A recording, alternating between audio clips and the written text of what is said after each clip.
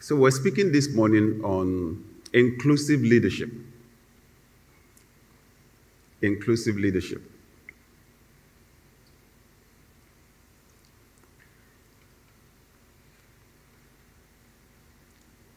Inclusive leadership. And inclusive simply means to include or to involve others. Inclusive leadership. And I'll just lay the foundation for inclusive leadership. It is love. The capacity to love. I tell leaders everywhere, if you find yourself in a leadership position and you realize that you don't have love for people, I say to leaders, go on sabbatical. Take a break. Go and find the capacity to love and come back. I said because without that capacity to love, your failure is already guaranteed. Because leadership is about people. Leadership is about people. No wonder when someone asked Jesus Christ, which is the greatest commandment, he said it is love. Love God and love your neighbor as yourself. Because the most important dimension to life is relationships. And the basic principle that governs relationships is love. So there can be no inclusive leadership without love. Inclusive leaders are persons who are aware of their own biases and prejudices, but intentionally seek out and consider different paths to guide their decision-making process and to collaborate better with others. We all grew up with biases. We grew up with prejudices. They seep into our hearts at a subconscious level. At a subconscious level. Our parents have issues with some people. Those issues, those prejudices, seep into our own hearts at a subconscious level. If they belong to a particular tribe, that tribe has problems with another tribe. It don't need to teach us to hate people of another tribe. All we need to do is just grow up normally in the family, and we will be absorbing their hurts, absorbing their pains, absorbing their prejudices.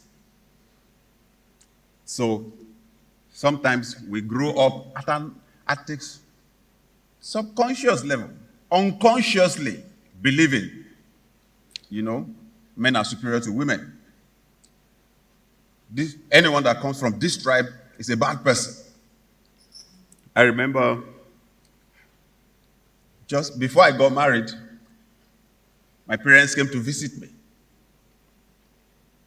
in Lagos. I grew up in the middle part of Nigeria, and they came on a visit.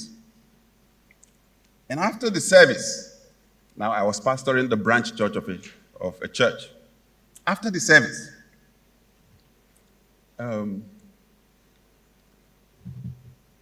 so I said to them, I've met someone that I want to marry. They just turned and looked at each other. What I did not realize, that was what they came to discuss with me. They came to recommend the daughter of their bosom friend for me to marry. I didn't know, but I just quickly said, I found somebody else I was going to marry. I said, okay. You know the first question they asked me? Where is she from? When I said it, the two of them just said, at the same time, at a subconscious level. You know why? People from my area believe that women that come from her part of our country are very diabolical. That they use juju, that they seize the brain of their husbands. So once somebody marries from that part of the country, especially a man, you marry a woman from that part, you will not think straight anymore.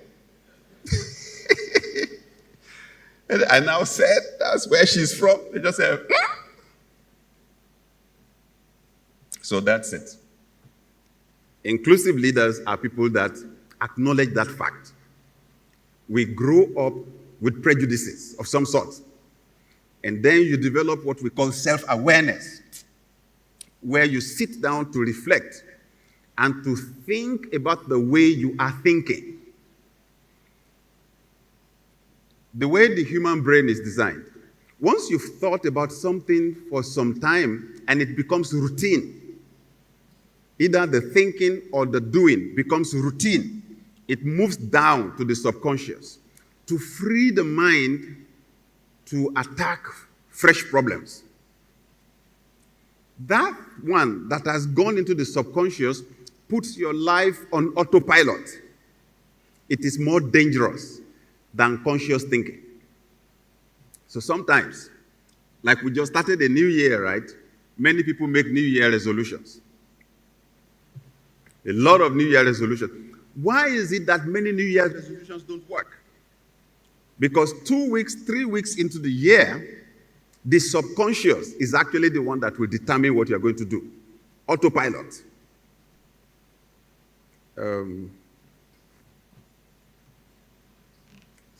Sometime last year in Atlanta, my wife and I decided we were going to eat at a restaurant. The restaurant is close to a shopping mall. It's not the only restaurant there. So as we were going on the way, we were discussing. I was so engrossed in the discussion. In fact, both of us were so engrossed in the gist or gisting that unconsciously, I just drove to the parking lot of the mall, close to another restaurant, which is the one we visit more often. It was when we drove into the car park, when I drove into the car park, that both of us just said at the same time, what are we doing here? At an unconscious level, out of habit, I just drove to the one we normally go. We found ourselves, and then we now went to the one that we really wanted to go. There are many people who ask themselves that question in life because where they find themselves is not where they want to go. Because at the point of making decisions every day, it is the subconscious that actually kicks in. So once in a while, a leader needs to do that kind of reflection. You need to bring things out from your subconscious level. Ask yourself, how am I thinking? Why do I think the way I think? Why do I think men are superior to women? Why do I think that one tribe is superior to the other? Because that's the challenge of the average African. Too many things that divide us.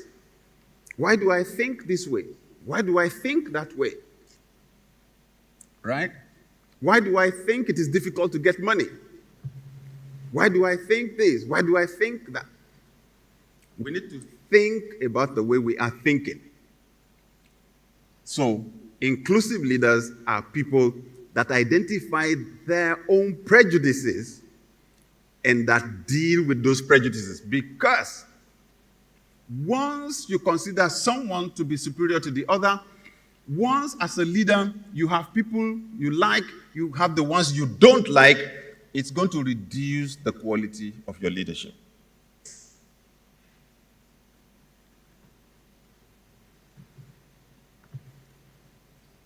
So when you have identified what you absorbed, the prejudices that you absorbed, that you grew up with, the next thing is you need to experience emotional healing. We need to be healed. Too many people fighting battles that is not their business.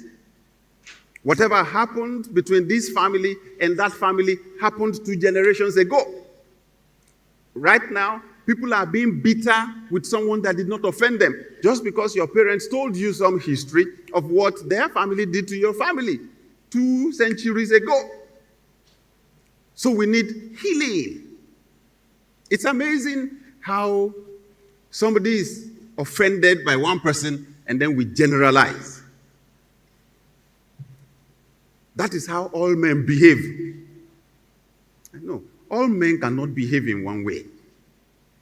That's how women behave. Women are, that's too broad a statement to make. There are billions of women in the world. So we need to be healed, right? And we point out some dimensions to the healing. Because it is when we have been healed that we can develop empathy, the ability to put ourselves in somebody else's position and to feel what they feel. We develop capacity for service. Healed leaders are able to serve others, to add value to others. And healed leaders are able to deal with people with honesty. They're able to relate with others with honesty. You don't have to be lying. You don't have to be pretending. You said this thing to one person. Now you are saying it to somebody else. You are saying another thing simply because you have issues with them. Characteristics of inclusive leaders. And this is the first thing, caring about others. Genuinely caring about others. Leaders that are not inclusive play dangerous politics. They introduce dangerous politics into their teams. They're the ones that create division in their teams. Because out of the abundance of the heart, the mouth speaks. When you really believe that one person is inferior, it will show in your attitude. It will show in your actions. As much as you try to mask it. Genuinely caring for persons. That leadership is about people.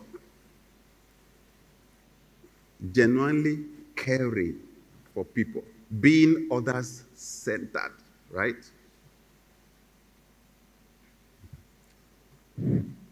Inclusive leaders genuinely love people. You know, I point out how Jesus Christ said to his disciples, you know that I have loved you. Love one another like that. And I say, the disciples he was talking to were men. It is easy for men to tell women, I love you. But for a man to tell another man, I love you, that's not easy. And Jesus is saying to 12 grown men, you know that I have loved you. Love one another like that, right? So, that genuine love and care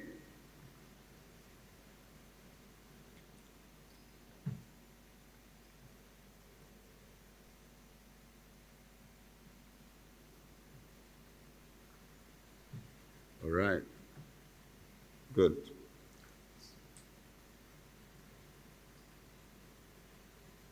And then we talked about being vulnerable. Being vulnerable. Now, being vulnerable is being willing to admit your weaknesses before others. It is when you're preferring someone over somebody else, that's when you will be honest with some and not be honest with others. And then you'll be afraid to show your humanity. Who gave us the impression that leaders are supposed to be perfect? I grew up believing that. You know, they call it leadership presence. You need to show up strong. I don't know where I got the idea from. That when you're a leader, you have to, show, in fact, the way you show the strength, you make people afraid. So whenever I imagined myself then as a teenager, that when I would have my own family as the father of the house, whenever I arrived from work, what I was dreaming in my head then was that I would rev the engine of my car. Whenever I arrived, I would do vroom, vroom, vroom, before I put the car off. That the children will hear inside and disappear. Dive for cover. Because the lion of the tribe of our house has arrived. Where did I get that impression from? Honestly, that's how many people lead. That's how many people lead their teams in organizations. There's just that belief that people should be afraid of us. And once we're in that frame of mind, how can we be vulnerable? So that's why even when we're wrong and other people can see that we're wrong, we refuse to admit it. But I'll tell you where it changed for me. I was reading a book by Pastor David Cho of South Korea. God bless him. In eternity, built the largest single congregation in the world. And then I saw him, in the book, he was admitting some of his mistakes. I could not believe it. The pastor of the biggest church in the world, 1 million members, writing that he went to Japan to preach. There were 2,000 pastors there at the conference. When they introduced him, he said he got to the podium and that for 5 minutes he could not talk. He was just looking at them. They were wondering what the problem was. This man has just been introduced as the pastor of the biggest church in the world. He did not say anything. 5 minutes. Eventually, when he spoke, he said to them, "I am sorry, but I hate you Japanese. When I hear that an earthquake has happened in Japan, I am happy. When I hear that something bad happened to Japan," he said, "I am happy." He said, when he started like that, they were shocked. Did you say this man is a pastor? He said, "This is why you Japanese overran my country. You Japanese overran my country. When the Americans dropped bombs on your country, the atomic bomb, most people don't know that a lot of the people that died there were South Koreans. You people packed my people. You used us as slaves. So I'm bitter. And there's no way I'm going to be able to preach to you people here today except God heals me and does something about it." He went silent. He said somebody just stood up from the back, walked to the front and said, "We're sorry. We're sorry." Our forefathers did not tell us. See, our parents did not tell. It is not in the history books that we read in the schools that our people did such damage to your people. Can you forgive us? The other people came, one by one like that. Long queue. They were coming, they were saying, "We're sorry, we're sorry." And he said as they were doing that, he looked at them, love welled up in his heart. He said he just felt like a hand entered his brain, pulled something out. That pain, that hurt, that memory, that thought, he said, God just pulled it out. He said the power of God just hit him. And that he just told them, "Thank you, thank you, thank you. Please take your seats. Everything is okay now. God has healed me." And he went ahead and preached for 2 hours. Right? But his healing started with vulnerability. Nobody goes to a doctor to hide their sickness. How will you be healed? Why the pretense? So I, young pastor just starting out, I read that story and I thought, this man is making a mistake. Didn't he know they're going to read this book all over the world? Why should such a powerful pastor be admitting his mistakes and be writing them in the book? Another of his books, I read another story. They used to have prayer meeting 5:30 a.m. every day in their church. One day, he overslept. The phone was ringing in his house. His mother-in-law was one of his associate pastors. So he said, when he woke up, he picked the phone. The mother-in-law said, "Pastor, what are you doing at home? Everybody's here. We're waiting for you to come and lead the prayer." He said he just dropped the phone and ran out. Quickly refreshed, ran to the church, ran straight on the stage. He said when he got on the stage, praise the Lord, everybody, as he was talking, the people were not listening to him. They were just laughing. They were looking at themselves and laughing. They would look at him, they would laugh. So he stopped. He said, "What is it?" He did not realize that in his haste to get out of the house, Even though he changed his shirt and whatever, he did not change the pant. So the shirt and the jacket was on pajamas.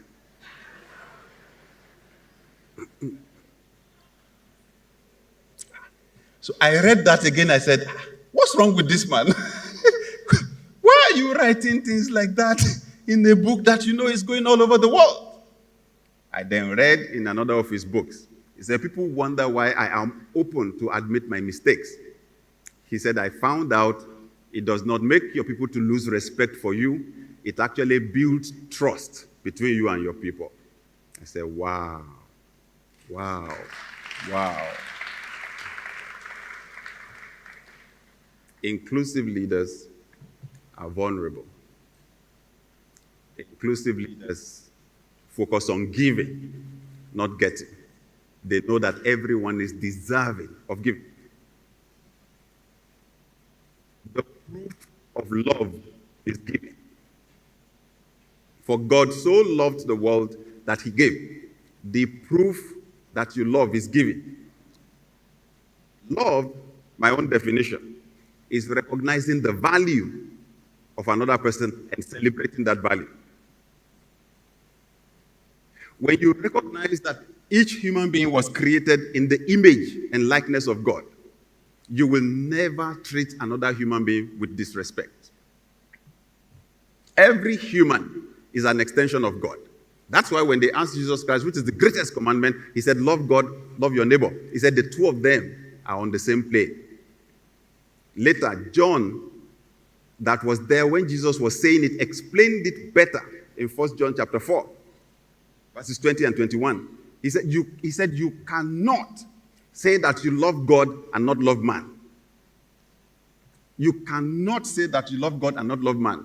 Every human is an extension of God. So whatever you will not give God, don't give man. I say this is the way everyone should do their job. If your job is to clean chairs, clean the chair as if it's God that will sit on it. Nobody will ever accuse you of doing a shoddy job. Clean the chair as if it is God that will sit on it. So the proof of love is give.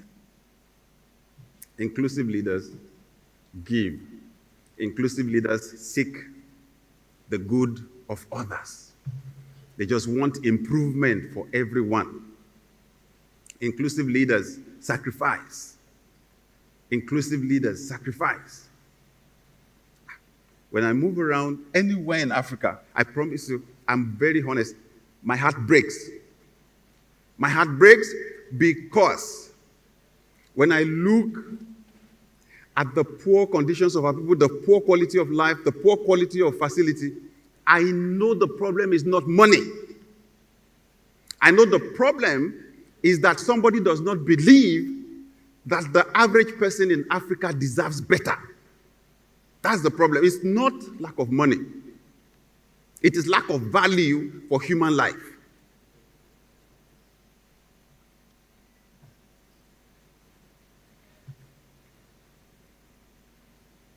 Sometimes government wants to execute a project and the project is paralyzed simply because if you do the project here, the other tribe will believe that they are cheating them or something. It's amazing. And I mean, because I have friends in government up to the highest level, I hear the back end stories of what happens to some of those projects. Some of them are stranded 20 straight years. They're unable to execute something. Simply because somebody somewhere is busy, they are busy contesting between one tribe and the other. That's just crazy. Right? So, inclusive leaders want life to improve for everyone. And then the next one is active listening. Active listening. Most of us don't listen. We hear. Active listening is different from hearing. I was guilty of this, and I'm still guilty of this sometimes, right? That someone is talking to you. Most of the time, We're hearing what the person is saying, but we're not listening. What we're doing is preparing what we would say when the person has stopped talking. And that's why we miss the point, because we actually did not listen carefully enough to understand what the person was saying. So, inclusive leaders engage in active listening. And then everything culminates in this big word, trust. When a leader is inclusive, when a leader loves everyone equally, loves the men and women equally, loves people from different tribes equally, loves people from different religions equally, you find out people trust the leader. In Africa, the level of trust is low. And trust is called social capital.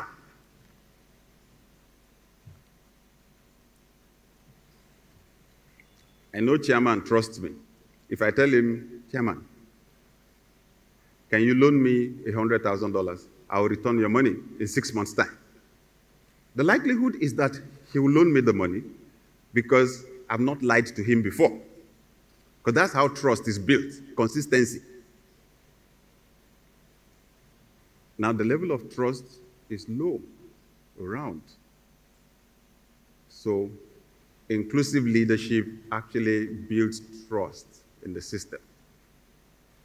Inclusive leadership is linked to servant leadership because the focus of the leader is on helping everyone to improve. Helping everyone to improve.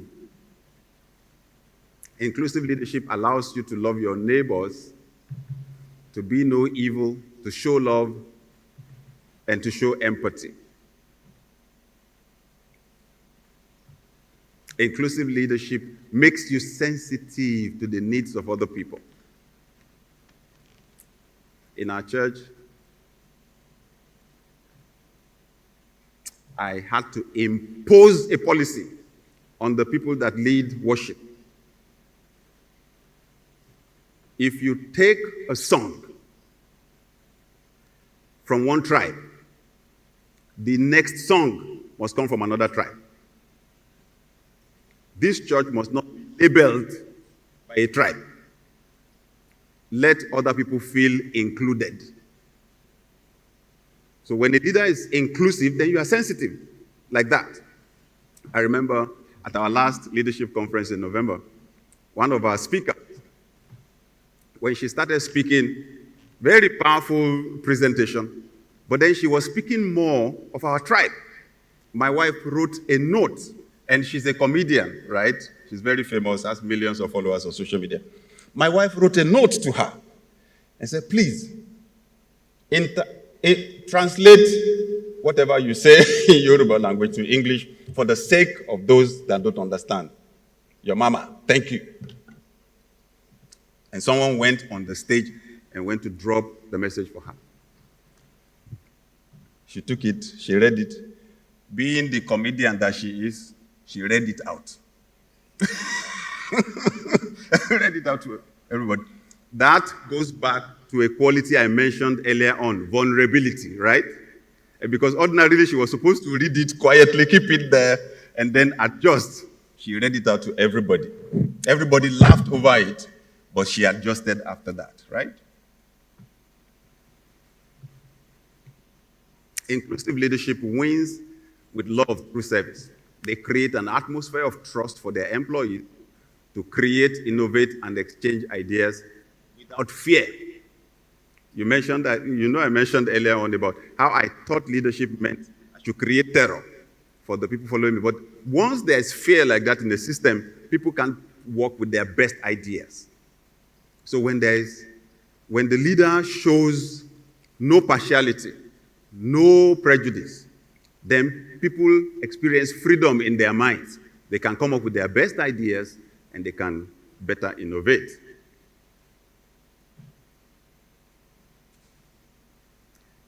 Inclusive leadership is an authentic leadership style that rules out any discrimination, bias, and favor based on race, gender, ethnicity, or religion. No discrimination. No discrimination.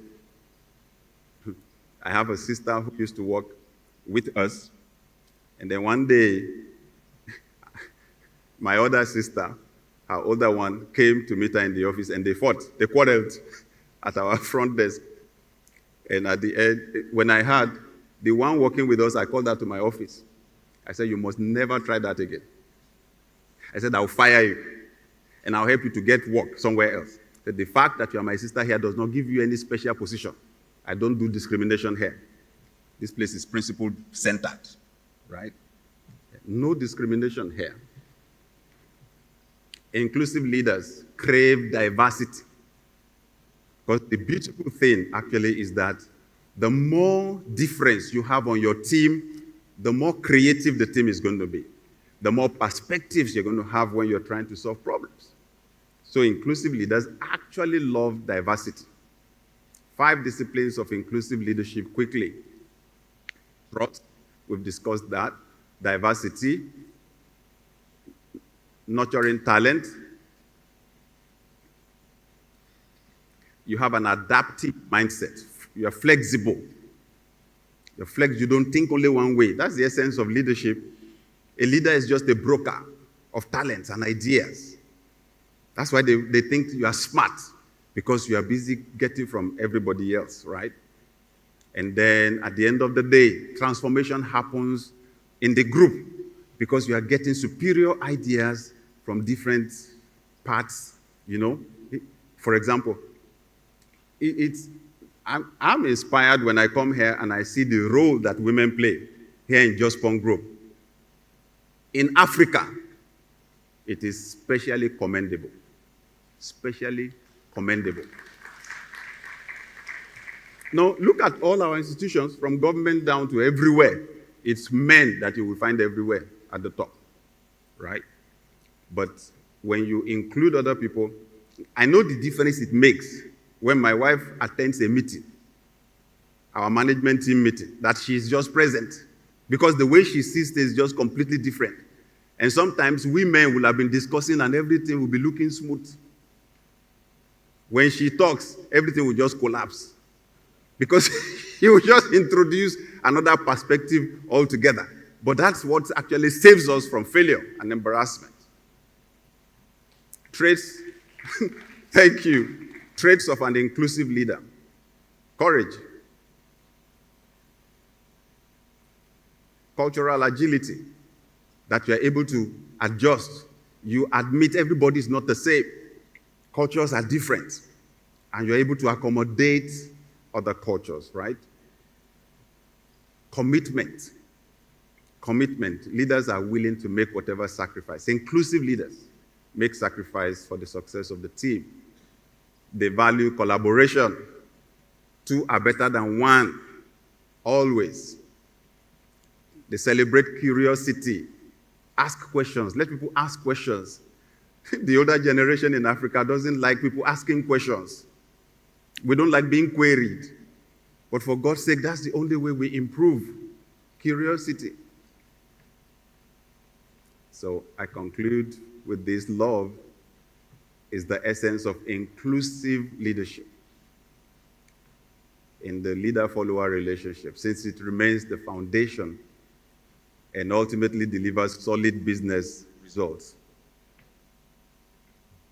As one that, engages so many leaders across the world, I find out it disturbs people when you bring up the word love in the boardroom. Love in management circles. It sounds too soft, right? Sounds too weak. But honestly, that's where the power is.